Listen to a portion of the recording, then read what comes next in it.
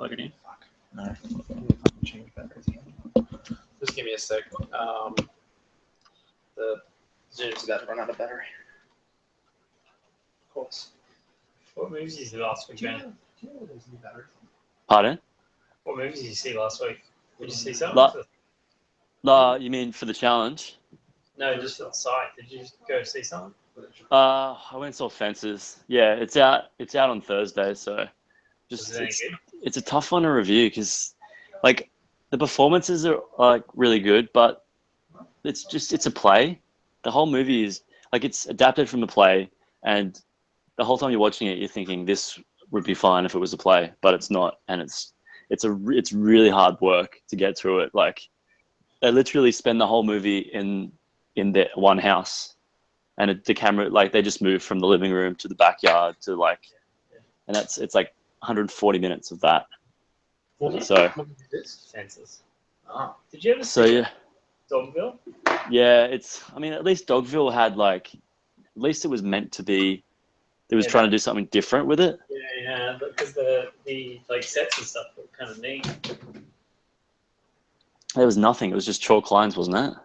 Yeah, and very minimalistic. Like, Yeah, I just don't know. If you're going to adapt the play, like, you got to understand the medium. Like, I don't know. I suppose.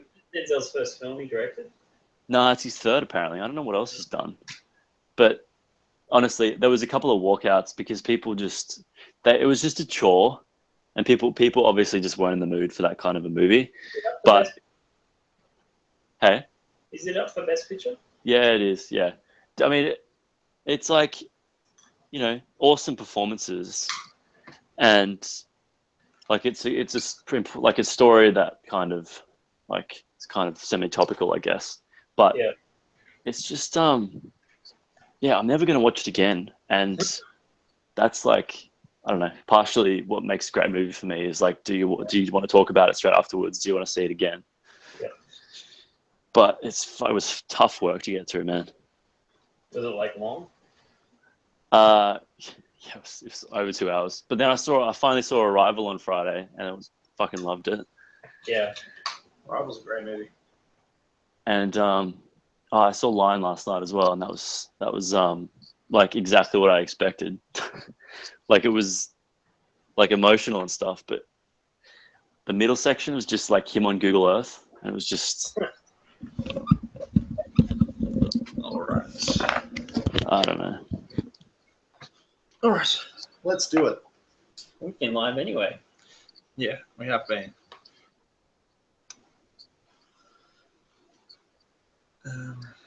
All right. Oh yeah.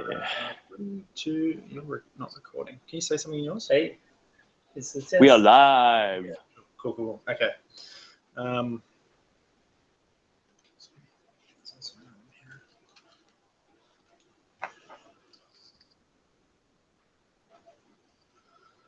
Holy heck, this is Ryan from So Is It Any Good, and we are here for Movie Nerds. This is the new podcast where we are combining Movie Challenge and Movie Cast together into one simple podcast. We're going to be here every week talking about movie news, movie cast. We're going to be here every week talking about. God damn it, one more. We're going to be here every week talking about the Movie Challenge, the movie news, movie everything, just movie shit. You're going to be here listening to it. Hopefully, if not, we'll just be sitting here by ourselves in a lonely room in a dungeon eating chicken wings. Anyway, I'm here. I'm Brian. I'm Scott. And I'm Ben. How you going? I'm going great. How about yourself? I feel like there's this massive, like when they do those interviews over satellite, and there's just that 5-second delay. Well, you're the old man in a different country that couldn't meet up with us in one simple spot. I may as well be in Serbia because, yeah, even though I'm like probably like a 40-minute drive away from you two right now, just to break down that wall and, you know, ruin the illusion for listeners. We'll pretend you're in China. You're in if they couldn't already tell from the shitty audio. So maybe we'll jump straight into movie news. There's some big ones this week. You know, I reckon we start off with Ben Affleck leaving the Batman movie, which I think is a pretty massive thing to the DC universe. He has probably been the one kind of hope for the series that the new Batman movie would be pretty great because he would be directing it. I mean, he's made Argo, he's made not so much Live by Night, but The Town and movies like that. So making the new Batman movie was going to be a pretty big hope for the DC universe. What do you guys think? 100%. That was a key highlight, and I think everyone was really excited when they first cast Ben as Batman, just of the hope that he might pick up that mantle and direct the film. Considering the two entries we've had so far have been pretty underwhelming, but so I'm a little disappointed that he's no longer directing it, obviously, because I think he could have brought something cool and new, different to the table than Zack Snyder Fest, right? Yeah. And I think lost my train of thought, but I think shit. Fuck. Wow. Sorry, this hasn't been recording properly. God damn it. The Zoom. Yeah, the Zoom. Oh, that's good. I need to come back in. Okay. Let's start that again. Oh no. Was it flashing? Was it not flashing? No, it wasn't flashing. No, see, this one doesn't flash. It needs to be that solid. Yeah. All right, cool. Okay, I'm just an idiot. All right, I'll start again. Sorry, my fault. Hey, this is Ryan from So Is It Any Good. This is the new Movie Nerds podcast where we have combined the movie challenge and the movie cast all into one simple podcast for you each week. We're going to be talking about the movie challenge, movie news, and everything movies. This week we've got I'm Scott. That's not What? That's not where I was going. I don't know where I was going with that. Shit. I'll just go. Yeah. This week we've got me. I'm Ryan. Hey, I'm Scott. And I'm Ben. Hey guys. Hey, how you going? How's things been this week? Oh shit. Well, I think you've already kind of got me saying hello anyway. Yeah. All right. I'll just go from that. Fucking hell. So how is everyone this week? I'm doing well, man. How are you? Pretty great. How about you, Ben? Oh shit. This awkward banter. It's Over just there in China. Yeah, okay. So for listeners at home, obviously I'm not sitting with Ryan and Scott right now. I'm actually just down the street. I'm using a tin can and a string. Just getting internet for you, right? Yeah, exactly. Yeah. Yeah, still better than the NBN though. Well, Australia's version of the NBN anyway. What are we, like the 40th worst internet in the world? Is that right? Aren't we below like Syria or something like that? Like, how is that I would possible? be amazed if we're below Syria. It's probably the internet, didn't we? I mean, come on, we're at that point. Al Gore, mate. It's probably true. All right. Anyway, we'll delve straight into the movie news. Been some pretty big bloody movie news this week. Straight off the bat, I'm going to talk about Ben Affleck leaving the Batman movie. There's been pretty big rumors going around that the script wasn't great, and Ben possibly might be leaving. But this week we got the unfortunate news that he has left the project as being director. He's still going to produce it. He's still going to star in it, apparently, for now anyway. What are your thoughts on it?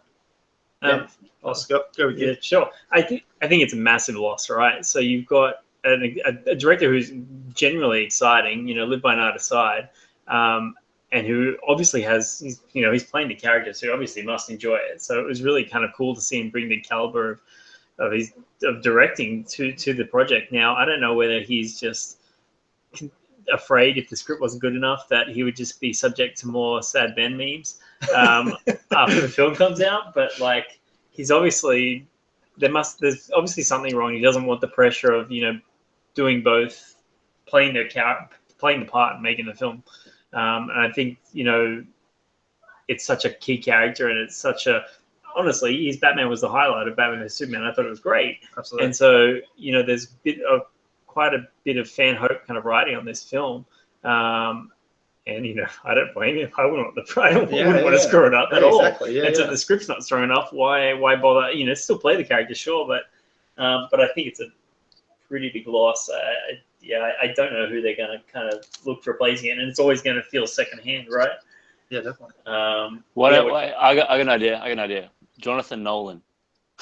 Yeah. Just get that.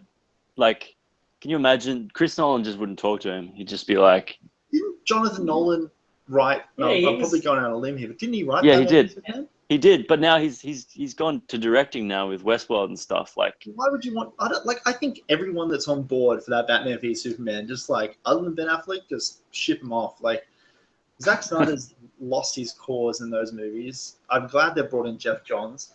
I mean, I was just reading today. I don't know if you guys have read it, but there's a new petition to bring in Zack Snyder to direct the Batman, and I don't know what bonkers people the have started opposite of what saying. people want, right? Like I would you say say that, chance. But this are we seems, sure that is that not an article by like one of those satirical newspapers or something? Because No, it just no, doesn't. it's actually on change.org, and currently its petition of supporters is 5,392. And you have to consider this is one of those things where it's like not everyone goes to Change.org and checks out the latest news. You know, it's not it has to be brought there by some dedication set of fans. So it's either from Reddit or it's from websites and stuff like that. But there's 5,392 people going, shit, let's bring this guy in and direct this movie. To give you a bit of a challenge against it. Sorry, I'm just gonna. What's the last good movie Zack Snyder made? Is that No, what? it's the most popular thing. 300. Oh, I didn't mind Watchmen. Yeah. And that's where the podcast ended. Yes. Radio silence while we do some Googling. But like, how do we even know that Zack Snyder wants to even stay in this universe? I mean, he's put out 2 pictures with a third coming. Pictures? Did you just call them pictures? Whatever. Hey, I've got a moving picture here. Golden age, man. But he's put out 2 of them so far, right? Neither have been like super well received. He's made Justice League. Surely that's got to like eat into your, your emotional attachment to these films. What like, movies have been well received by him? Can we talk about that? Like, I know that in general, like, yeah, just in general. What movies have 300, surely. Yeah, that's what I was going to say. Well, that was probably the last Dawn of the movie. Dead? Dawn of the Dead and 300. I think that's probably about it, because right? Watchmen was very hit and miss. Yeah. It was No, but almost- I think Watchmen got more favorable reviews because it was like, I don't know. I think as zombie films, always some critics are just going to turn up their nose at it. Like 300 was just so obviously camp. Yeah, like, but it was also at very times. stylistically cool. Watchmen, I think, was a big, like, that was one of those dream projects we never thought would, make it to the screen. And, rightfully so. It's quite a hard kind of graphic novel to adapt. But Sucker Punch, I didn't never walk out of a film, but Sucker Punch is probably one of the closest I've ever been. That movie is atrocious. Maybe he's just one of those directors that just have automatically it's going to have 50% of people liking it, 50% of people hating it. Because I didn't hate Sucker Punch. I didn't love it. Yeah. I didn't hate it, but that was pretty much the same way I felt about Batman v Superman. I didn't hate it, didn't love it, but I kind of liked it. Everything he's done is better than Sucker Punch. Sucker Punch to me is an emotional black hole. There was no weight to any of those things. I would love to see that come up on the trailer. It's an emotional black hole. Seriously, but this summer's greatest movie, Sucker Punch. I was so pumped for all those action sequences, and none of them had any weight. It was just nothing mattered, and and then the real world stuff was so damn depressing and just blah. This summer. So what's your challenge, Ryan? What were you actually trying to work out? Change the closest. No, I'm not trying to on the change, sorry. I'll have to cut that bit out. So what I was trying to work out was something else that's been Wagga Wagga City Council. It seems to be just from where I am, because it's just Australia shit. Surely it's only Australia website, right? What happened in Wagga? What? Sorry, I'm just talking about something. Let's might do Trump. Surely Trump's the thing. Surely this has got to be a minority fan base who. There are certain fans that I think are just big DC fans that don't want to see their cinematic universe fail, and they probably think Snyder's done an okay job. And I'll be honest, I quite like probably the first half of Man of Steel, and there are parts of Batman v Superman that were alright. I didn't think they were horrible. They just don't have as much. Nothing really grabbed me as much as kind of the Marvel films to have. And maybe it's the aesthetic that everything seems dark and grim. And I don't even think the aesthetic's so bad. It's just like you can still have a like dark looking film, but you can have like, you know, just a little bit of like humor in there. And also they're just not coherent. Like they just shoved so much shit into Batman vs Superman. It was so bloated. Yeah, and because they were trying to build towards Justice League, right? And then all those like little clips of him watching Aquaman and the Flash. Surely there had to be a better way of doing that. Yeah, it's all very incredibly forced. Yeah, man. I mean, the closest Marvel have come to being that like stuffed with characters and plot was Avengers 2, like Age of Ultron, which I think is like probably the only like miss for me of like the whole series, apart from the Ed Norton Incredible Hulk as well. I don't mind the Ed Norton Incredible Hulk, but I agree that the event like Age of Ultron definitely did not. I think I remember walking out the first Avengers film thinking it was okay, but retrospectively I think it's really quite good and really great score. But I don't think Age of Ultron holds up as well at all. No. It does. My worst Marvel movie. Yeah. I'm gonna step out. Oh god. Throw stone to me. That's fine. No, it wasn't my favorite by any means. I don't know. That movie just did not hit with me. But if you did have a choice, who do you think could step in and direct the Batman? Well, Jonathan Nolan's my joke answer, just because I think that would be quite funny, just to piss off his brother. But I'm trying to think of someone who's hasn't directed like the big action stuff yet, and is ready for that. Like the tendency now with like Colin Trevorrow going straight into Jurassic World after doing Safety Not Guaranteed, like one of those kind of indie directors that's ready for that next kind of step into, and someone who's a comic book fan. And the only thing I'm thinking of names, but like the guy that did like Midnight Special, what's his name? Yeah, like he when I hear interviews with him all the time, and he's a bit of a nerd, but he also like he's been like hesitant to take those kind of jobs. But like someone like of his level, and he's done a few movies now, but someone like that could potentially do an interesting job. Just it's the same way that Chris Nolan kind of stepped into Batman, and everyone was like, "What the guy that did like Memento is doing Batman? Like what the hell?" Yeah, someone like that. I mean, you could just get another person whose CV is covered in like action movies to kind of do it, but I think that'd be the wrong move. The real like key attractor for kind of directors with that kind of indie background is going to need to be a strong script. And based on everything that we're seeing, it doesn't sound like it's right there yet. So I'd be hesitant to kind of. They sound like they want a gun for hire. Like they want a director who can just come in. Someone like Justin Lin, for instance, who came in. My example. Yeah, because obviously he came in and Star Trek Beyond was pretty far along in the process, and he just took it on board because that's what he does. He's director for hire. So yeah, someone like him is who they want. They have a timeline and they want to hit it. So yeah, and that's the problem is that they've got a devoted fan base waiting for this film, and they really can't screw it up. They can't afford to by any means. So it'll be kind of interesting. The one rumor I've been reading online is Matt Reeves, which I think is an okay choice. He's done a pretty good job with the Planet of the Apes sequel. I thought was awesome, and the new one looks really good. Yep. And Cloverfield, obviously. But I just can't think of a director who would be excited about picking up somebody else's sloppy seconds. Yeah.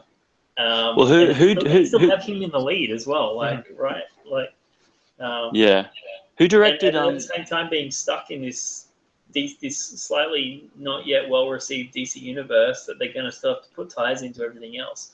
I mean, it's supposed to be a standalone film, but these things never are really. And if I was reading a lot of rumors that they were going to have tons and tons of villains, and it's just going to be Arkham Asylum. Yeah. So that itself is going to be a handful. So whoever's going to do this thing, good luck to you, sir, because you've got a heck of a job in front of you. Kevin Smith. So it's you not only have to deal with Ben Affleck's sloppy seconds, but you also have to deal with you're going up against a Christopher Nolan film. Like, Yeah, that's what's and everyone's it's in a mind. hard Yeah. fight. I'm sure that's what Ben Affleck just thought. Well, there's no way I can beat that. Fuck it, I'm done. Yeah. Okay. Cool. Well, the next bit of news I thought was pretty interesting was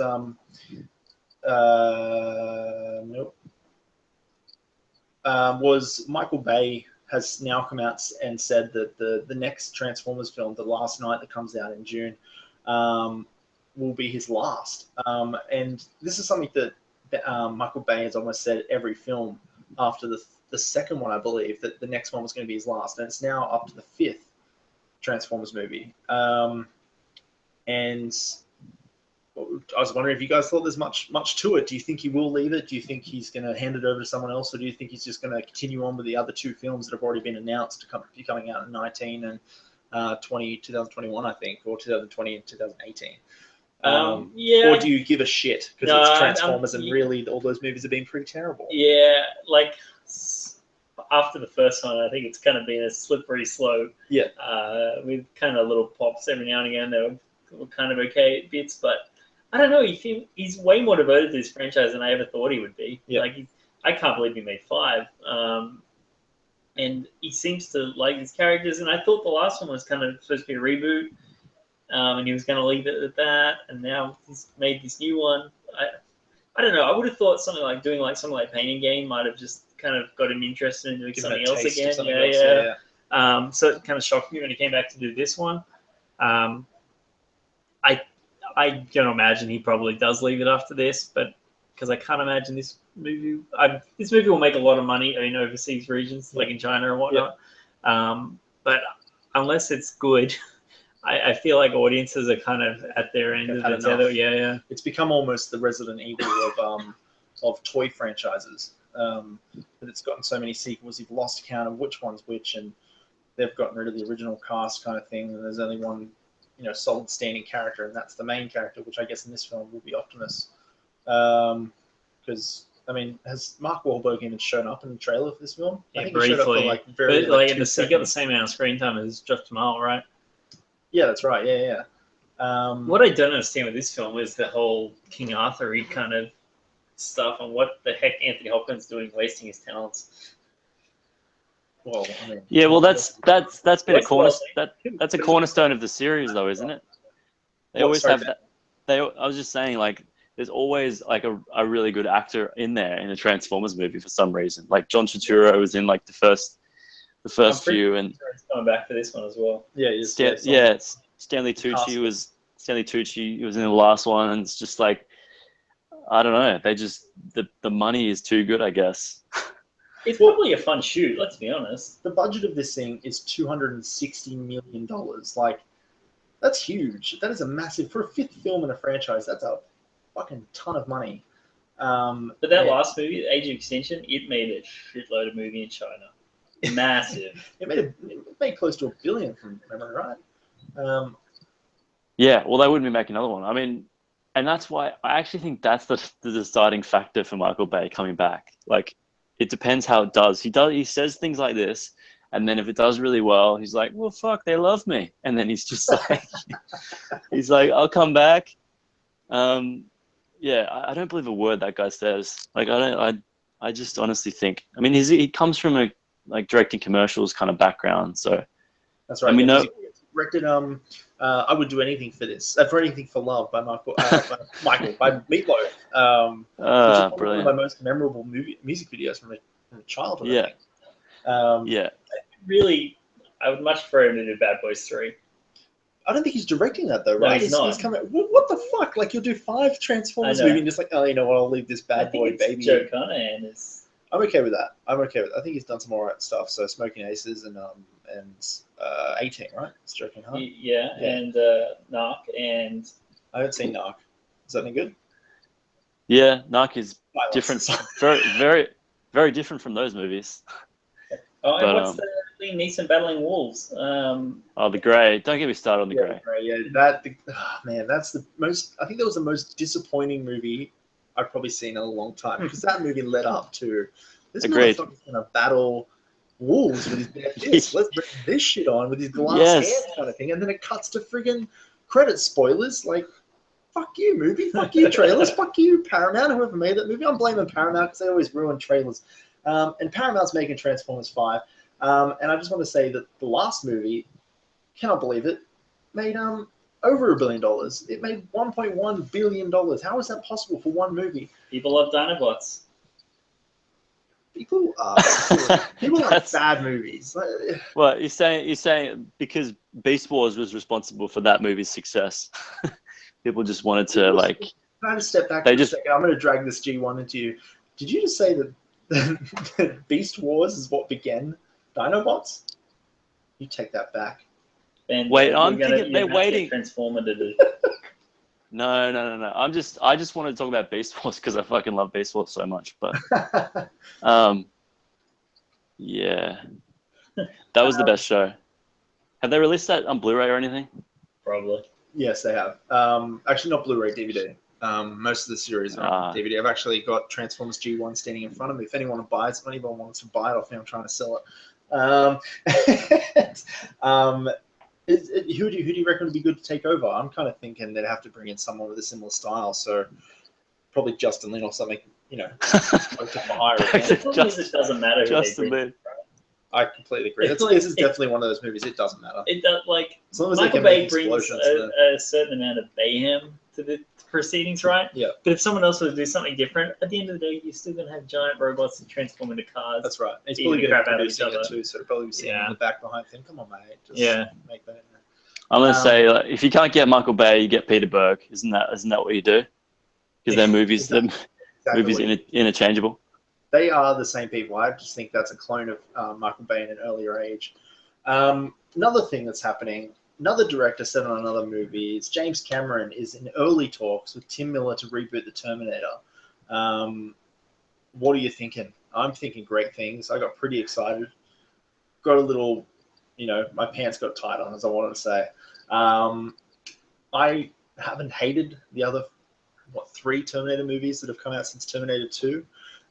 But Genesis probably definitely set me aside, and I just went, that is not the best movie that could have happened to this movie. And he definitely, that came down to, I think, James Cameron saying that movie was going to be great. So yeah, that was a money grab and a half.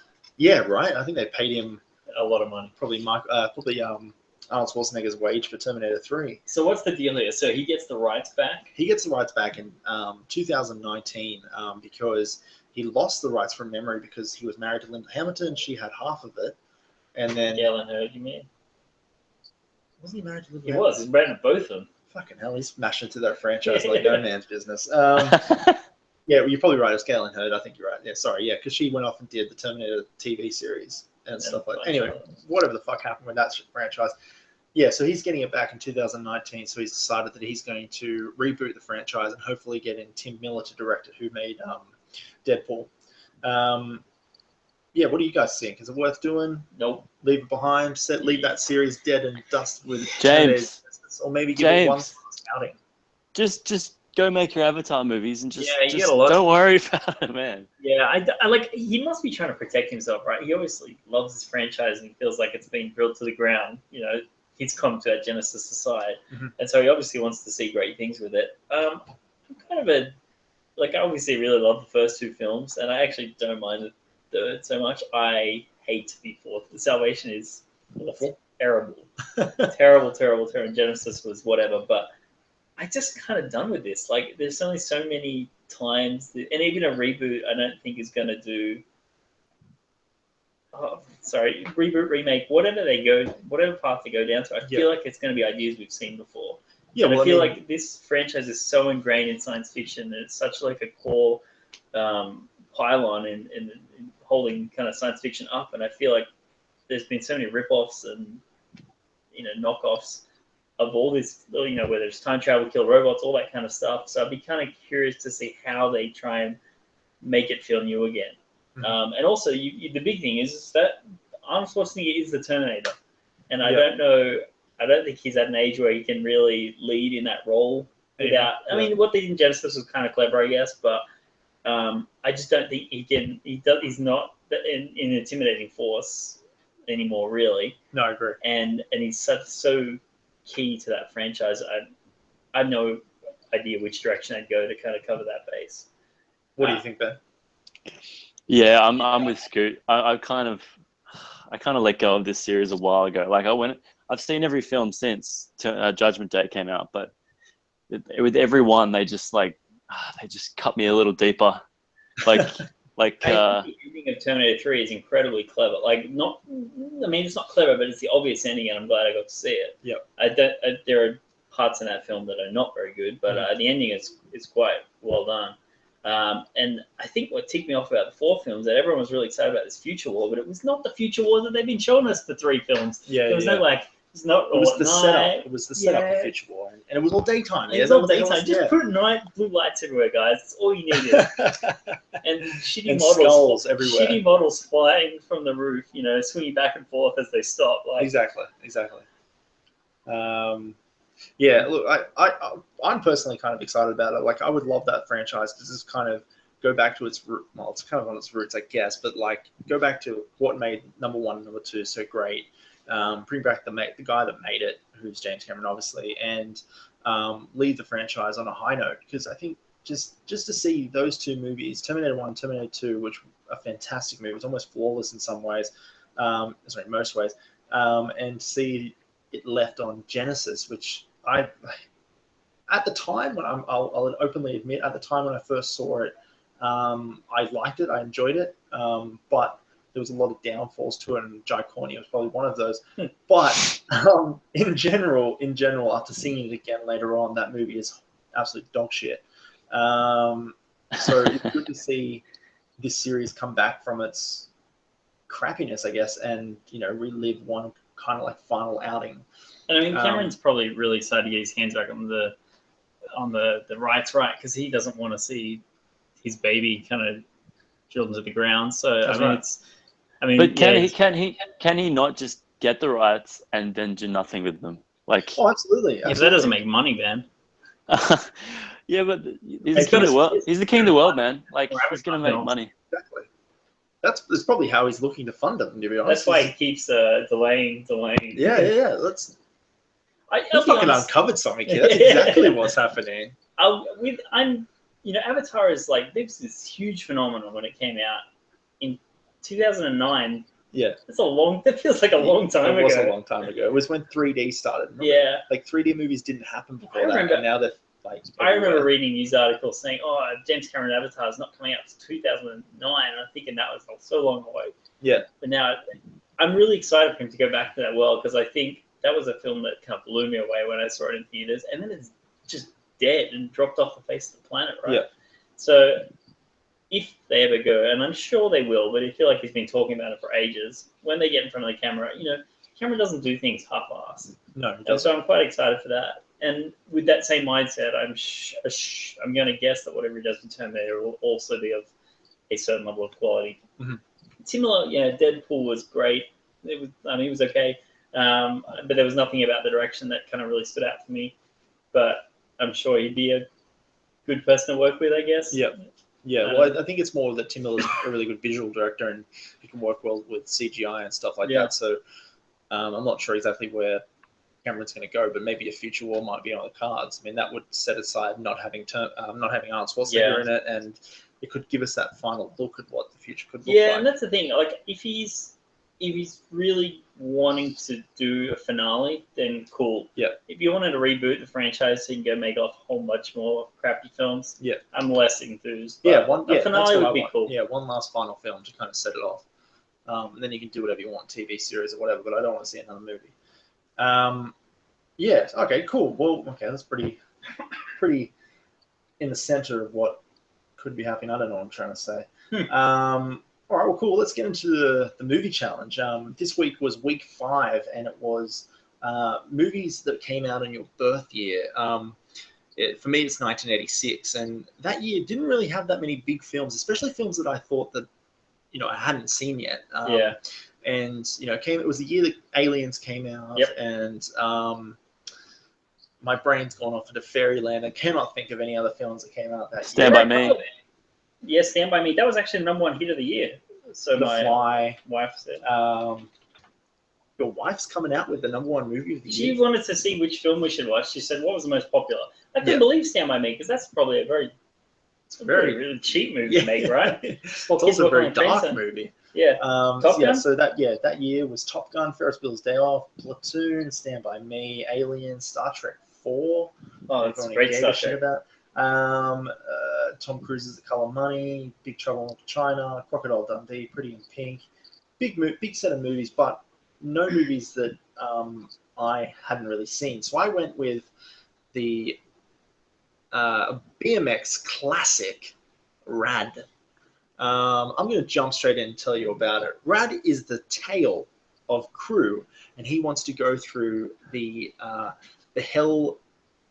What's it called? I'm going to go. 1 second. I'm going to start this again in 1 second. I just want to bring up the movie.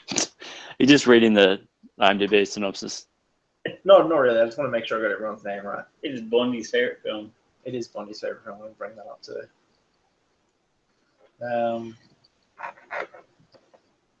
Is it better than BMX Band? Oh wait, I'll ask that question later. Yeah. Okay, so with all those movies set aside, I couldn't really find much, so I made sure I checked out something. And what I checked out was the BMX classic Rad. This is a story of Crew Jones trying to join into the BMX hell track. It's basically the Rocky of BMX movies, and funnily enough, it stars Talia Shire, who played Adrian in those movies as the character Crew's mother. There's actual actors in this film? There is somewhat. You had it's got actors like Laurie Loughlin. I don't know how to say her name. She's from Full House. Plays Jesse's wife. Ray Walton, who was in Fast Times at Ridgemont High, who played Mr. Hand. If you remember that scene, and then Jack Weston, who was in Dirty Dancing from memory. These are all kind of like those actors that are kind of like, oh yeah, I know that face. What's he in again? Those kind of people. You can't really give them names, but they were in some 80s movies you may have seen. But Talia Shire is probably the biggest actress that's in it, and that's not saying much. The main actor in the movies, his name was Bill Allen, and he played Crew, and Crew was spelled CRU, which I thought was interesting because that was sets up the whole style of the movie. This movie's kind of like if you mixed Footloose and Rocky into one movie, you would have this film. It's awful, but it's kind of great in the same time. The whole soundtrack is done by John Farnham, and that's pretty amazing in itself. So this is where, if you've seen Hot Rod, and Exactly. they play, so Exactly. that's where it came from, where they would sing "You're the Voice." Yeah. During that, that's a fantastic sequence. Yeah, that song isn't in this film. I thought it was going to be because I had heard that that had happened. And that group Lonely Island had picked up John Farnham's Rad album. So how does John Farnham soundtrack this film? This is not an Aussie film. Well, no, it's not. It's an American film. So it's set in how did that happen then? Some little town in America. Kind of like Goonies, kind of and kind of like that kind of stuff. Where it's Goonies is a real town, though, isn't it? Where's that set? Astoria. Astoria. That's a real town, though. Yeah, right? but the place they live is the Goondocks, right? Or is that what they call it? Yeah, I think so, because of the Goonies, right? Yeah. Oh, fucked up. I know. I really didn't watch that movie again. When you say this is set in and they're on BMXing, all I think is that these kids live in the house, the real estate area that was under construction at the end of ET. That's exactly the whole movie is that 5-minute sequence of ET. The whole thing is like that. Like everything is like that movie. It's really weird because the intro of the scene goes for about 10 minutes, and it's I think almost like 3 loops of a John Farnham track, and it's like one of those seminal classics 80s montage sequence tracks, and it goes through the whole opening sequence where these guys are doing stunts and stuff on BMXs, and a lot of the shots of the film are the feet kind of spinning around on the wheelies and stuff like that. So it does look a lot like the opening of Footloose. And then it finally cracks into the main characters, and they're trying to get away from this cop, but it does very much feel like those 5 minutes in ET, but with a very small budget. But it's terrible, but it's hard to call it the worst film of all time because it's definitely worth a watch, because it's just that kind of they were just selling BMXs for them to make the budget of the movie, and it was only made for people that enjoy BMX riding. Kind of like those space movies that they made, like Space Camp, which I think actually came out the same year as this. I would have watched that again. Oh man, that movie's awful too. No, It is awful. It is John Williams score. really. Yeah. Holy shit! My God, that's like the smallest part of his career. Yeah, so rad. Not so rad. Kind of rad. A little bit. So, have you seen BMX Bandits, Ryan? I haven't. No, I haven't. Because I think- I feel like this sounds very similar to that, but Right. that movie tries to have some kind of plot, like there's like kind of a heist thing going on, and there's robbers I and remember like on the back crooks. of the VHS there was people wearing pig masks. Is that a thing? Yeah, it was kind of like, Heat crossed with Rad, basically. But no, that film obviously is on the northern beaches of Sydney, and that has a very 80s soundtrack. And there's parts of that film that are like unwatchable, but there's also other parts that are actually quite like awesome. So I'd be interested. A double bill of that and Rad together, I think, would be pretty lock awesome. that in. Everyone Yeah. just lock that shit in. You've got me intrigued though. The John Farnham soundtrack I had no idea about, so that's It's I think he's definitely gone, like, I know John Farnham, he's definitely gone for a different kind of sound with these kind of movies. Obviously sounds like John Farnham, but it's very much the better part of You're the Voice, I kind of guess, with the Whoa. yeah, that kind of stuff. But it's a mix of 80s montage music. I promise to never sing again. No, thank you. I'm never going to get that out of my mind. Yeah, so I think I will check it out. I'm gonna watch this look, I movie. recommend it. It was hard for me to find. I'm not going to lie. I illegally downloaded it. Uh-oh. I'm going to You say can't it. admit that. I'm going to admit it. Well, look, Who's the production company? if Does the anyone production own the company of rights to this film, if the production company of this film releases it on some form of purchasable item that I can purchase it, I will. I remember my friend Scott Bond. I'm bringing up on this podcast. This is one of his all-time favorite movies, and he would tell me, like, I think since high school. I've known this guy since late 90s. I remember him inviting himself to my year 7 birthday party. He would tell me that Rad was his favorite movie of all time, and I had no idea what it was until I thought it was a made-up film, right? yeah, I didn't think it was real. And then because he would just tell me it's this mad BMX movie, I haven't seen a movie till you've seen this kind of thing. And then I tried to a few years back, and I couldn't get much into it. And I finally had to sit down and do it last night, and it was awful, but kind of good. Anyway, so if someone has it, if there's a production company that still makes this thing and wants to give it to me on DVD, I'll buy it. Remaster it, 4K Yeah, remaster. We'll do audio commentary. Fuck yes, Yeah, would fucking love to do it. theatrical. The greatest thing in the world. theatrical re-release, I think, is in order.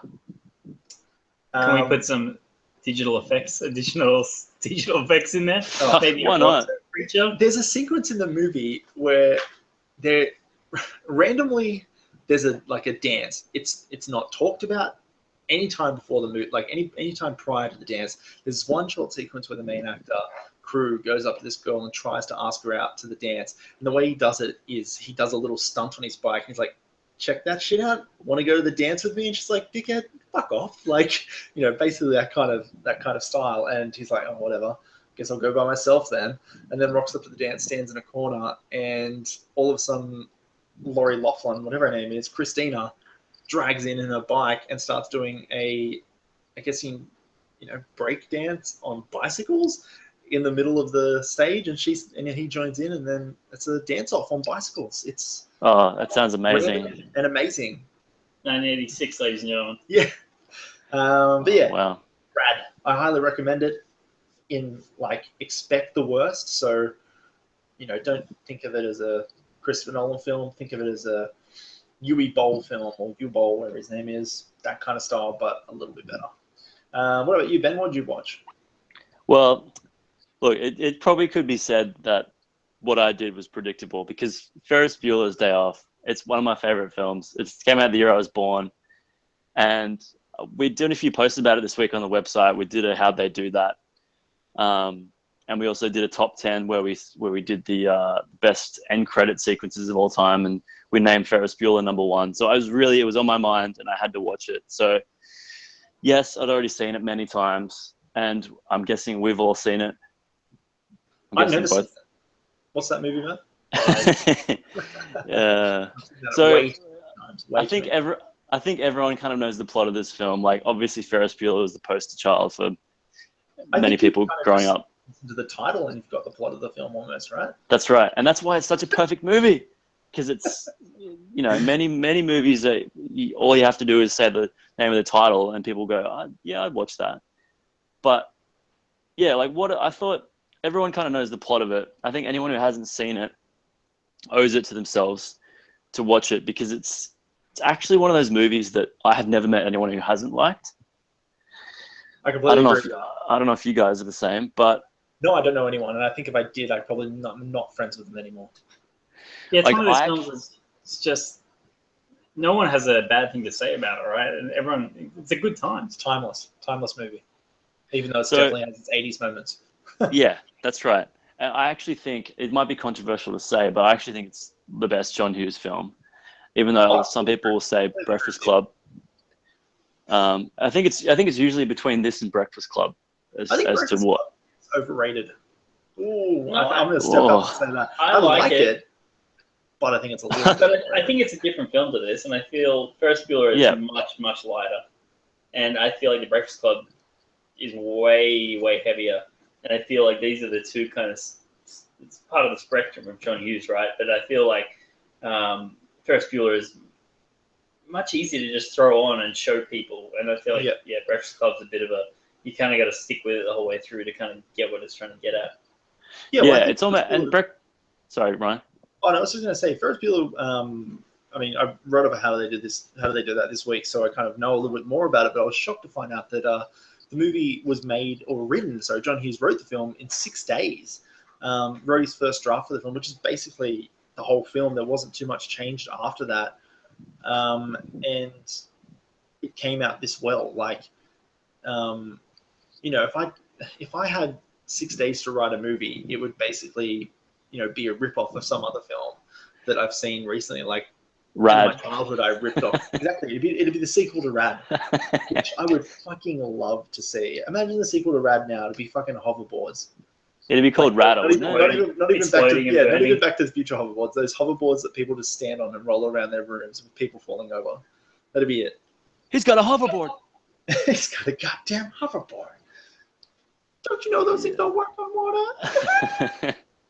Sorry. Yeah, so with Ferris Bueller, I just wanted to ask you guys real quick, like, what's your favorite kind of moment from the film? Because every time I watch it, I'm always just kind of waiting for that end sequence where he's just running through the backyards. Like, I love that music cue. Like, I just think it just ends such a great ending. Like, I actually think it lulls a little bit after they get the car back and they sort of take forever to get home, and they stop in that random person's backyard. I can never figure out whose place it is, because it's not Ferris's place. It's when Cameron, it's Cameron's place? Yeah.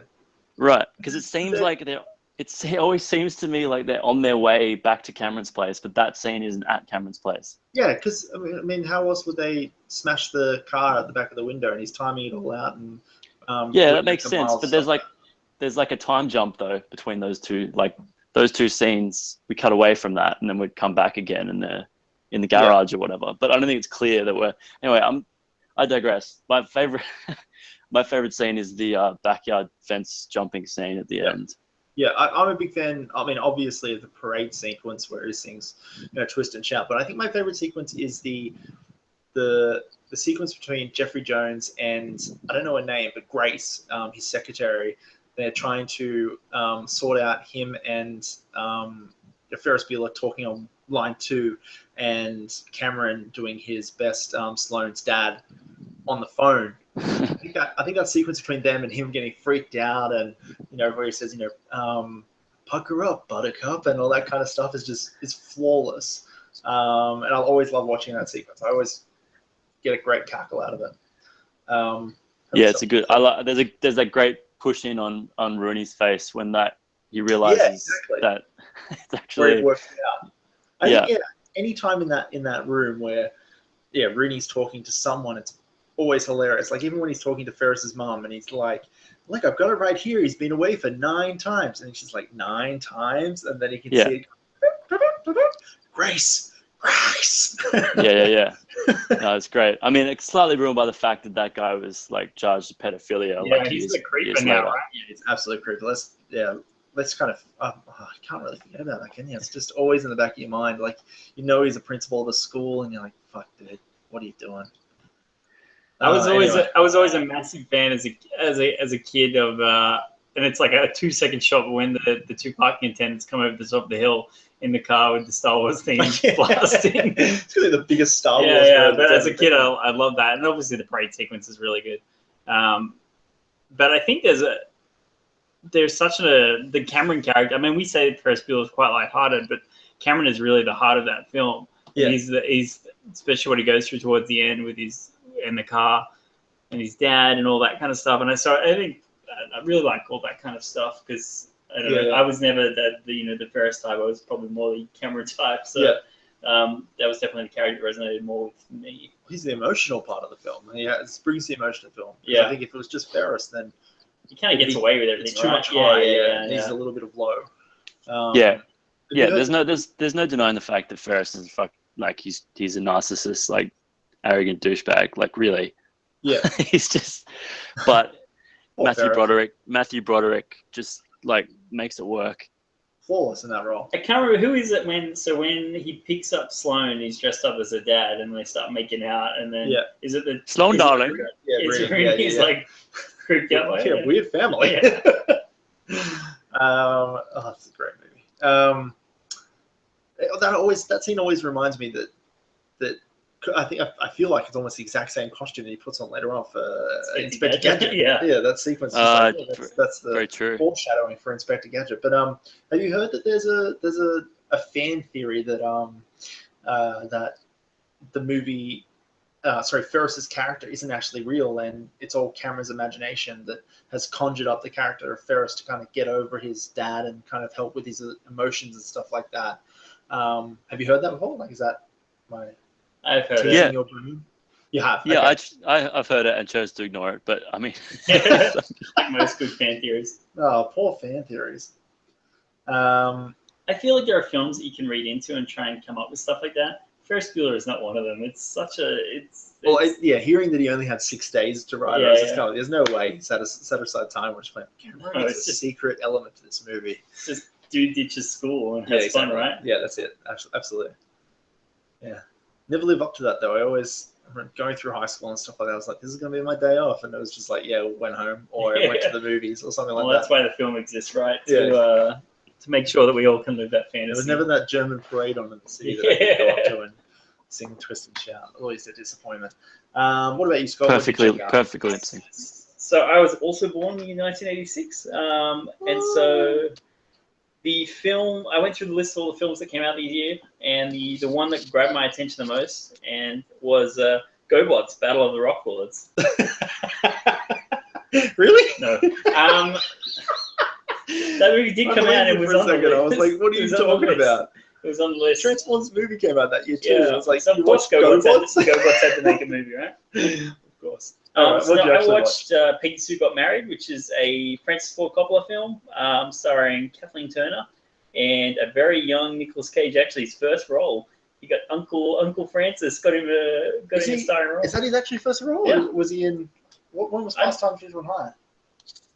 Not to challenge No, you. please on challenge, double check. that. But anyway, it's a time travel kind of comedy. It's actually very similar to Back to the Future, minus all the cool science fiction-y DeLorean time travel Doc Brown stuff. But essentially, it's Kathleen Turner. She goes to her 25th school reunion for the class of 1960, and she is estranged with her. She's now divorced, I guess, from Nicolas Cage, who was her high school sweetheart. And at the reunion, she kind of passes out and wakes up back in 1960, as her younger self. So in that way, This sounds great. yeah, it's really good. Quite enjoyable. It's so weird to me that this came out a year after Back to the Future, though, because it's very similar. minus Back to the Future went back to 55, and now this is in the 60s. But beyond that, it's very similar. But my favorite thing about this version is that she goes back and does not give a crap. She decides just to live a life with all her knowledge that she has. She starts telling people, go invent this, go invent that. You'll be really? rich. Yeah, she just does not care. She says, she thinks she's dead, so she's just going to live her life to the extreme as she can. And along the way, she obviously learns more about Nicolas Cage's character and all that kind of stuff, and learns to love him in new ways and all that. As you do. Yes. Oh, he's rocking actually a really weird accent and a sweet like mop of blonde hair kind of out front. Right. But yeah, very strange film for Francis Ford Coppola because it's incredibly light, not a heavy film at all. Yep. But it's really enjoyable. Kathleen Turner's good. Helen Hunt shows up briefly, and so does Jim Carrey. Jim Carrey's in it quite a little bit. Jim Carrey's a bit of a shock. This is much before, he's big kind of like breakout with Ace Ventura and stuff. Yeah, so I was looking through his filmography. Right? Yeah, heaps. So he did about 4 or 5 films. I don't know how big a role, but before this one. But this is kind of a background character, but one of the kind of core group of friends. But yeah, definitely worth checking out. Very, if you can, I'd love to know the conversation that Spielberg. I know Spielberg like produced Back to the Future, but if he had a conversation with Coppola about this, like, it's probably one of those things where they're like, they got so jealous of a movie, they're like, hey, I've had this idea for years, just flowing around in my head, but they've clearly just rewritten Back to the Future and added a female into the main character. Yeah, and I think I like it was kind of you take away the Doc Brown story and all the sci-fi elements, and someone he basically passes out and wakes up. Yeah, and then it sounds like it's taking away all the rules of that movie. And I think that she wakes up her first night, she has a really kind of rough time to kind of dealing with and understanding what's happening. But the next morning she decides, I'm just going to live my life to the fullest. And I think that at that point they kind of clean this, wipe the slate clean with all the rules and just says, let's go have fun. And I think that's kind of neat because a lot of the time these time travel films have spent so much time establishing the rules and all that kind of stuff that it kind of, it's a lot of effort. And I think this one has a lot of fun with its time traveling stuff. So yeah, highly recommend it. I think it's definitely worth checking out. Good cast, good Nicolas Cage. He's still being very Nicolas Cagey, but he's very yelly. And very. He has a strange accent the whole time, and it's kind of interesting to see him kind of play like this jock kind of high school kind of dude. Yep. It's very much. This is the kind of like almost a forgotten 80s film, like, don't you think? Yeah. Like one of those movies that just kind of I heard about it, but I never really understood kind of what it was.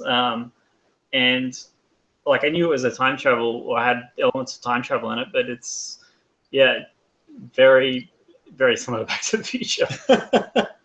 Okay, I'm actually keen on checking it out. I hope you guys actually check out Rad. Yeah, me too. Everyone's seen Ferris Bueller's Day Off, so thanks for watching that again, Ben. Peggy Sue Got Married was free on Crackle, which is the first time I've ever used that service. That's the Sony app, right? It's the Sony app. Service. Yeah, it had ads, but it was always the same ad for the Jerry Seinfeld comedian show. Oh, really? And it was only 10 seconds long. The content they have, right? Real content. Yeah, but it's strange, bro. All right, so Crackle. It's a free advertisement for you. Yeah. So I was just gonna say, because I do remember him being in Fast Times, but he was only, from memory, he didn't actually have a speaking role. So that's probably his first speaking role. But not that it matters. I was just thought it was an interesting point and to correct you. The last thing I wanted to talk about was a lot of news is coming out about Star Wars recently. A lot of people talking about it. There's this theory going around at the moment, and I will just say quickly, so we did just hear recently that the 8th movie is going to be called The Last Jedi. And obviously people are thinking maybe Luke's going to die. Maybe they're referring to 2 Jedi because Jedi is a plural for Jedi. It could just mean that Rey and Luke are the last Jedi themselves. Or there's this new fan theory that holds a little bit of flavor to it, that Snoke may be the last Jedi. I wanted to see what you guys thought about. Well, this is the first I've heard of this Snoke theory. So, is there any way you can explain it just as quickly as you possibly can without like going through the? Because I'm guessing the fact. I'll give you the rundown that a Reddit user named Anakin Kajdan has put in, and it's basically it says it was pretty cool how we saw Jedha in Rogue One. But was there a strategic reason? What if we were supposed to get that mindset that the Jedi Order was very, very ancient? In one of the most recent Star Wars novels, Palpatine sends someone to Jakku to uncover an ancient secret. In The Force Awakens, we see that Luke is looking for the original Jedi Temple. What's with the sudden obsession with the Jedi history? In the Force Awakens novel, Snoke reveals that he is very old, but we don't know how ancient he is. Kylo Ren's lightsaber is confirmed to be an ancient version of the lightsaber. Where did he get it from? Snoke. Now keep that in mind for the title of Episode 8, The Last Jedi. What if we're learning about the early Jedi because we're going to find out how different the ancient Jedi Order is? What if what if we know as Jedi are not really Jedi after all? And what if Snoke was the last Jedi in its original form? So what is basically, from my understanding, is what if the Jedi are actually the Sith? Something like that. Like or just the ancient Sith is the actual original Jedi, and along the way, kind of like the First Testament, I guess, of the Bible to the New Testament, or the Old Testament to the New Testament. A lot of things are different. And not that I read the Bible or anything like that or follow that religion, but what I mean is, like, things have changed, and maybe the Jedi Order has changed in that time. So maybe Snoke is one of those original Jedi, the ancient Jedi, and follows a different path, and he's trying to change that path to the new path, which is, I guess, the dark side. Well, you know what? It's I think that I like that it's a theory. It's an alternate theory to what everyone else has been talking about, because we've all been going for like the obvious kind of answer, but you just got to think that if they've released a title this far in advance, like they know people are going to be people are going to be talking about this, but it's like, is it something we're not going to see coming? And this is definitely something that would be a left field choice. Yeah. But I don't think so it's fun. I don't think Star Wars titles have ever been in the really been about hiding kind of what's on display. And so they've been almost very obvious. Yeah. Except for the Phantom Menace, that makes no sense. But that's it's Palpatine or Anakin, depending. Yeah, on exactly. how you look at it. That's my point.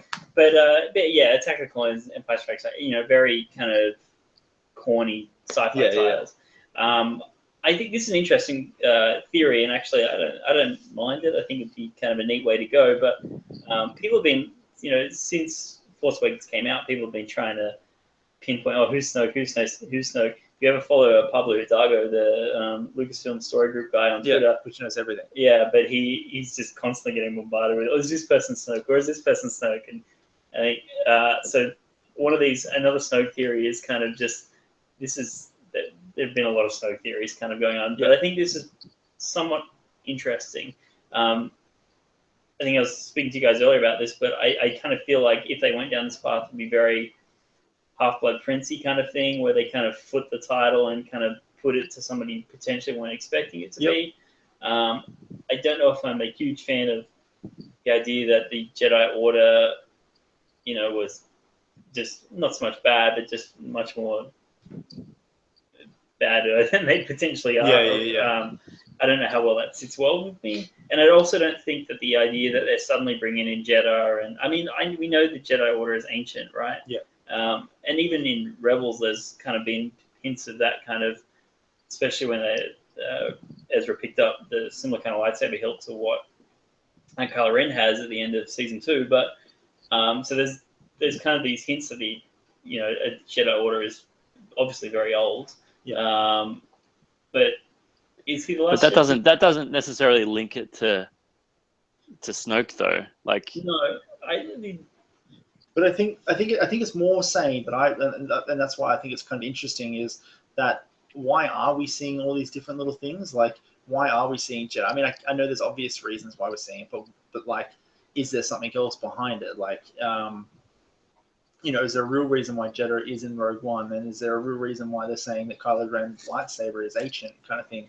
Maybe there is something. And if you think about it, where the fuck was Snoke the whole of the original and the prequel trilogy? He's an old dude. He's got to be alive at some point.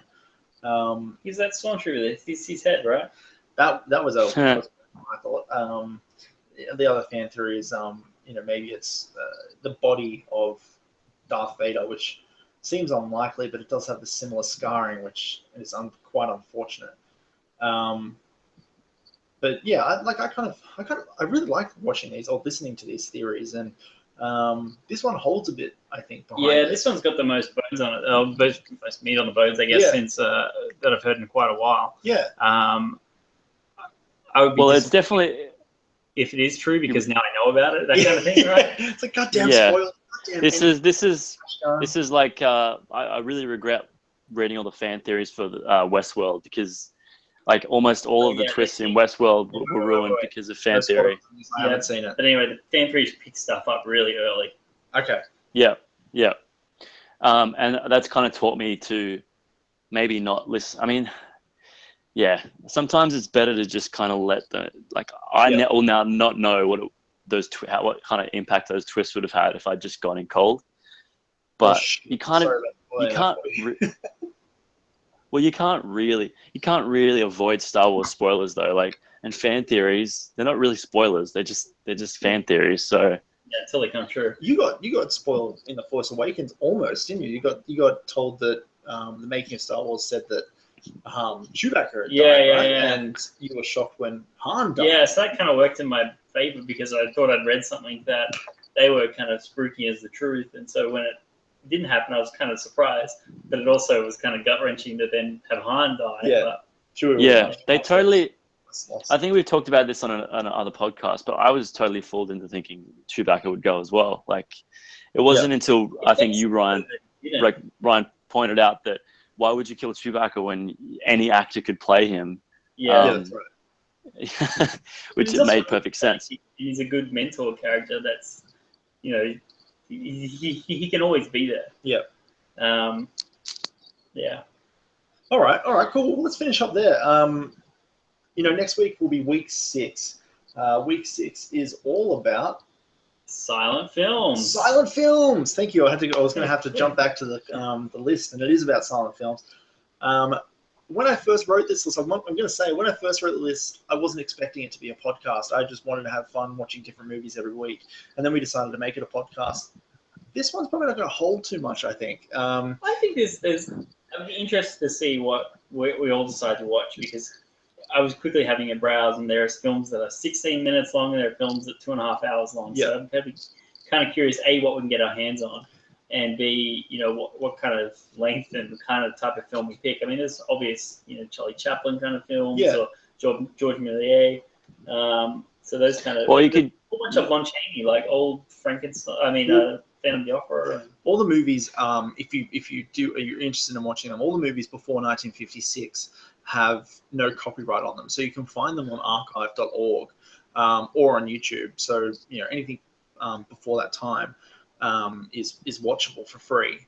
But I don't think I've ever seen a silent film. I think the closest thing I've seen to a silent film would be silent pictures that are in movies, like Nosferatu was in Shadow the Vampire, the John Malkovich movie. I think it's John Malkovich. Anyway, and stuff in the Singing in the Rain movies, and stuff like that. But in general, I don't think I've seen a full silent picture. How about you, Ben? Yeah, I was actually going to ask, does a movie like The Artist count? Which is actually It is a silent movie. I was questioning that before with Scott. That's a silent movie? Well, it's got a combination. It actually has moments where there's speaking, but they do it in a clever way. Right. As long as it's considered a silent movie, I think that should count. I wouldn't not count it. The rule doesn't say that it must not speak the entire time. Yeah, I mean, I wouldn't watch that one because I need to actually watch something I haven't seen. I seem to be each second week I rewatch something. But just for the listeners out there, like if you were thinking, there probably are a few like modern alternatives if you're not really into the really old stuff. But I would encourage everyone. The whole point of this is to get out of your comfort zone and watch one of those classic films that your film lecturer at uni probably tried to force you to watch, and you skip class. Yeah, I've had Metropolis on my Netflix queue since I've had Netflix, so I'm pretty excited to kind of knock that one off the list and check that one out. I think that was 2.5 hours, though, right? Correct. How can a 2.5 movie go for a silent movie go for 2.5 hours? What is happening in that movie for that to go that That's distance? like a robot lady. Yeah, but that's all you know about that, right? And then the about. rest of it looks like what is it? The Future World from From Disney Captain. World. Oh yeah. No, it's like what's that? Tomorrowland. Yeah, Tomorrowland. Yeah, that's it. All right, Yeah, cool, let's there's leave it a there. Sorry, you go.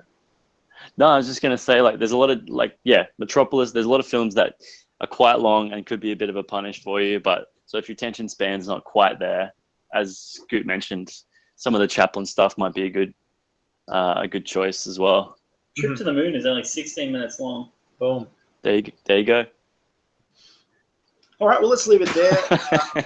Till next week for Movie Challenge Week 6 and Movie Nerds, the new podcast from us. But so is it any good? I'm your host, Ryan. I'm Scott. I'm Ben.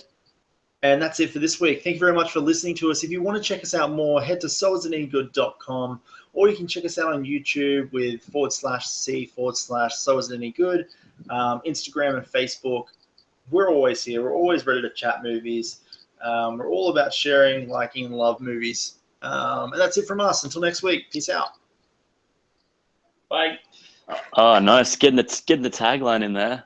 Good one. I'm actually going to say just one quickly. And until next time, fucking no, that'll do. Right, I can't bother. It's not on my lips. So I was actually gonna butt in at one point. I'm like, oh, we didn't talk about Pacific Rim, but it was pretty long as it was anyway. Yeah, Do you want to talk about that? I think maybe that is something like you did a post or you're putting up a post in the next couple of days Tomorrow morning. Yeah, I was gonna say like maybe that's a good one for like because you want to do like a video like wrap up or something for that, or are you gonna do because that might be cool to maybe it can just live. I mean, I don't know what else you could really say. Like what would you talk about? Yeah, I have no idea. it looked like China. It did. China. Yeah. So yeah, I think are you gonna do like a news like using the news template, or are you gonna do like something different for it? For the news bits. Yeah, like it'll be a video news, like the normal news memes that we do. Yeah, well, no. Wait, are you talking about these segments in this, the chopped up bits? No, the Pacific Rim news. Oh, right. No, it'll be a whole post on the Facebook and on the website, and then maybe we'll add something later on as that kind of gets a bit of flavor on the Facebook. Because technically, it really isn't exclusive. I don't think any other people are going to have the images. You might be able to go to news.com and see something, but in general, I'd say I think we're going to be the only big movie sites that have it. That's good. I mean, there will definitely be, but it's not like a lot of people don't really care, so it's kind of like they just wouldn't have bothered with it. But the fact that we're actually like here means we can post about anything. Because a lot of people don't even. When I told people that it was shooting, they're like, they hadn't even seen the first one. So they're making a second one. I actually got into this huge argument with this guy. It wasn't really, kind of was an argument. I will say it was an argument.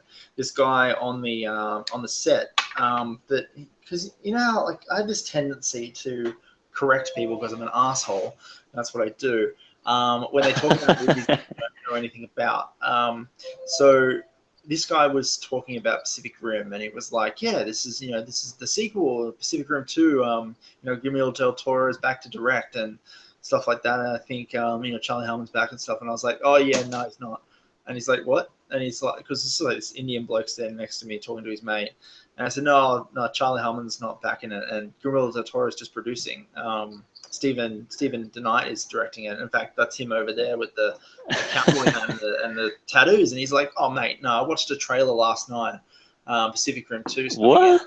And it says directed by Guillermo del Toro. I'm like, dude, I can guarantee you it's not. And I said, I guarantee that trailer you've seen is a fan trailer and not actually made by the production company. Because one, why would a trailer be already out if they're just shooting it now? Two, I know for a fact that for a movie site that Guillermo del Toro is not directing it. And three, I can prove it by fucking S. Knight just standing there. Yo, S. Knight! And he goes, no, look, mate, I'll show you the trailer. And he brings up the trailer on his phone, and instantly it says at the top, Pacific Rim 2, Charlie Hunnam, and Idris Elba. And I'm like, okay, one, it's called Pacific Rim Uprising. Two, Charlie Hunnam's not in it. And three, Idris Elba's not in it. I can show you right now by showing you the IMDb. Elba die in the first one? Well, is it called Uprising, not Maelstrom? Yeah, Uprising. Yeah, it's Oh. Uprising now. Was it Did they change it? I think it was. Because all the cars had Maelstrom all written on them. Did they? Maelstrom, and then Maelstrom base unit. And So now you're the one who's fucking wrong. It's Uprising, sure of it. It might be. I remember they did change it. I just. Uprising. Yeah. Okay. So Maelstrom must have worked.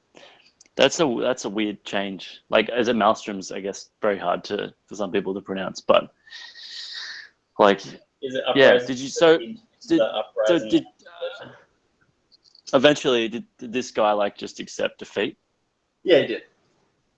And then he shook my hand and said, "Thanks, mate," when he left. So I don't know. Thanks for being a smart ass, mate. Thanks for the insults. Just be better in life. He was dishing out poor facts to his mate, and I was just trying to fix him up. Anyway, let's leave it there. It's getting pretty late. I don't want to keep Scotty here anymore. If you on the phone. All right. Nice one, man. They they must be such a pain in the ass to edit though. Like you They're can not just. easy. Do you want to do this one? I might have to because I think we should share it around. Like that would be good. Yeah. What are you doing on? Unless because you don't have Premiere yet, do you, Scoot? You don't have the Creative Cloud thing going on. I think we all have it now, don't we? Like we've all got access to it. No, Ben does. Sorry, not Ben. You're Ben. Sorry, I know Nick does. Yeah. There's no stopping Nick now. He's just like a meme machine. Is he full time at ABC?